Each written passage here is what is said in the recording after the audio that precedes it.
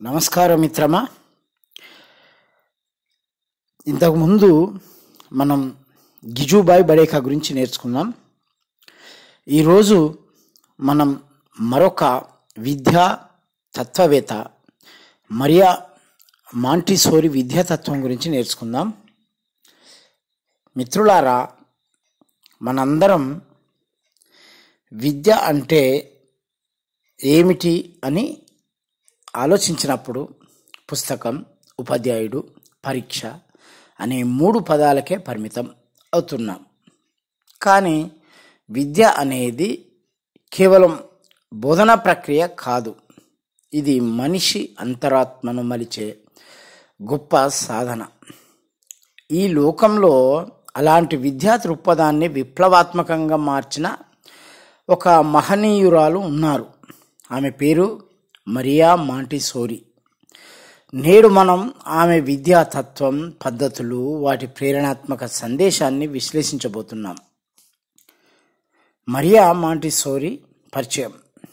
1870లో ఇటలీలో జన్మించారు. వైద్యురాలిగా చదువుకొని డాక్టర్ అయ్యారు. ఆ కాలంలో మహిళలు డాక్టర్ అవ్వడం అసాధ్యమని భావించిన సమాజానికి ఆమె జీవితం స్ఫూర్తిదాయక ఉదాహరణ. శారీరక, మానసిక వైకల్యం ఉన్న పిల్లలతో పనిచేస్తూ విద్యపై ప్రత్యేక దృష్టి పెట్టారు. ప్రతి శిశువు తనలో ఒక దాగిన శక్తిని కలిగి ఉంటాడు. విద్య అంటే ఆ శక్తిని వెలికి తీసే ప్రక్రియ అనే భావనను ప్రపంచానికి అందించారు. మాంటిసోరీ విద్యాతత్వం మూల కల్పనలు: పిల్లవాడు స్వయంగా నేర్చుకునే స్వేచ్ఛ, సెల్ఫ్ డైరెక్టెడ్ లెర్నింగ్. పిల్లలకు బలవంతపు బోధన కంటే అన్వేషణ చేసే స్వేచ్ఛ ఇస్తే వారు చురుకుగా నేర్చుకుంటారు. చదువు అనుభవాత్మకం, learning by doing. Montessori class రూముల్లో కుర్చీ బల్లలకి పరిమితం కాదు. పరికరాలు, ఆట వస్తువులు, మట్టి, ప్రకృతి ఆల్ ఆర్ లెర్నింగ్ టూల్స్. సమగ్ర అభివృద్ధి, హోలిస్టిక్ డెవలప్మెంట్. మానసికం, శారీరకం, భావోద్వేగం, సామాజికం అన్నింటినీ విద్య తాకాలి అని ఆమె నమ్మకం. స్వతంత్రత, ఇండిపెండెన్సీ.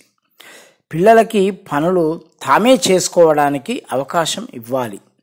చిన్న చిన్న పనులు చేసుకుంటూ వారు ఆత్మవిశ్వాసం పొందుతారు.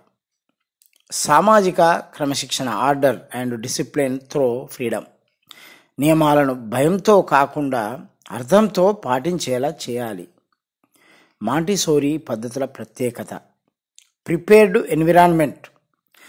క్లాస్ రూమ్ ఒక ప్రయోగశాల లాంటిది.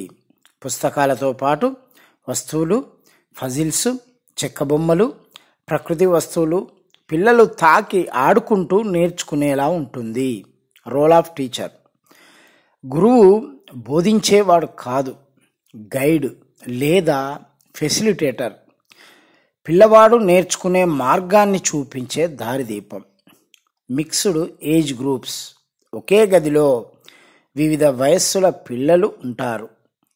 పెద్దవాళ్ళు చిన్నవాళ్లకు నేర్పుతారు. ఈ విధంగా సామాజిక విలువలు పెరుగుతాయి. Montessori materials. అక్షరాలను తెలుసుకోవడానికి చెక్క అక్షరాలు, గణితానికి బొమ్మలు, భూగోళ శాస్త్రానికి గ్లోబు, సైన్స్కి simple tools. All these make abstract concrete. మాంటిసోరీ తత్వం, ప్రేరణాత్మక కోణం.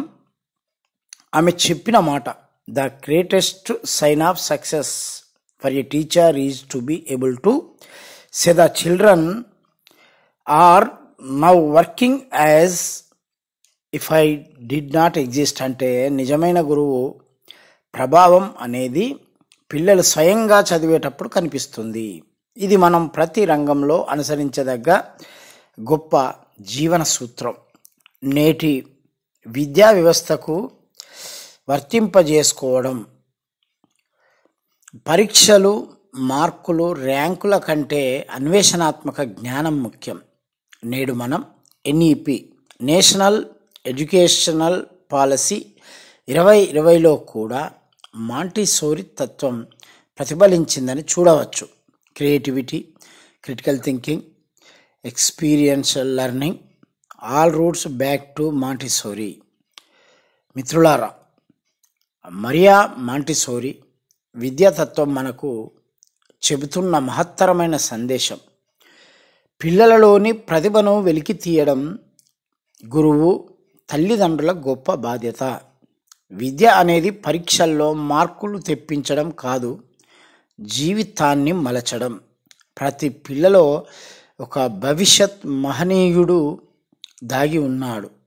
మనం చేయాల్సిందల్లా ఆ విత్తనానికి సరైన నేల, నీరు, వెలుతురు ఇవ్వడం మాత్రమే.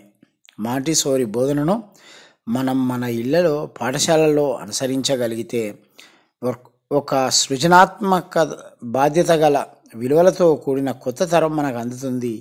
అదే ఆమె తత్వం మనకు ఇచ్చే ప్రేరణ. మిత్రులకు ధన్యవాదాలు.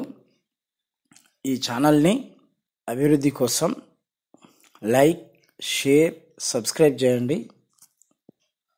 మళ్ళీ మరో విద్యా తత్వంతో మళ్ళీ కలుద్దాం.